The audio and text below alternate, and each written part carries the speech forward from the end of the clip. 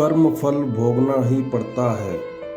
राजा दशरथ अपने पुत्र श्री राम को राज्याभिषेक की जगह 14 वर्ष वनवास की आज्ञा देने की व्यवस्था से दुखी और अत्यंत पीड़ित थे।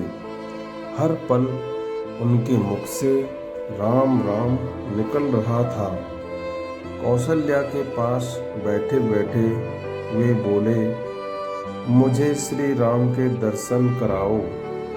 फिर कहने लगे, जिसका अगले दिन राज्याभिषेक होने वाला हो और उसे वनवास की आज्ञा मिले, इसके बाद भी उसके चेहरे पर आक्रोश नहीं है, ऐसा पुत्र भला राम के अलावा और कौन हो सकता है। कुछ क्षण बाद उन्होंने कहा, भरत का राज्याभिषेक होने के बाद उससे कहना कि रघुवंश की संस्कृति और भ्रातृभाव टूट न पाए।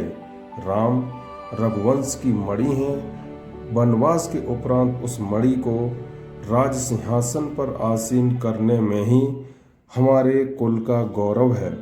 फिर उन्होंने कौशल्या जी से पूछा, क्या किसी को सामने की दीवार पर कुछ दिखाई दे रहा है। इस पर कौशल्या, सुमित्रा और सुमंत ने कहा कि हमें तो केवल दीवार ही दिखाई दे रही है। दशरथ जी ने कहा, मुझे श्रवण कुमार के गरीब माता पिता दिखाई दे रहे हैं। उन्होंने मुझे श्राप दिया था कि जिस प्रकार हम पुत्र वियोग का दुख भोग रहे हैं, ठीक उसी तरह तुम्हारी मृत्यु भी पुत्र वियोग में होगी। चारों पुत्रों में से कोई भी तुम्हें पानी पिलाने वाला न होगा। दशरथ जी बोले, कौशल्या, कर्मफल भोगे बिना और कोई चारा नहीं है, कर्मफल भोगना ही पड़ता है। यह कहते कहते दशरथ जी की आंखों से आंसू बहने लगे और इस तरह दशरथ जी परलोक को सिधार गए। बोलो जय श्री राम।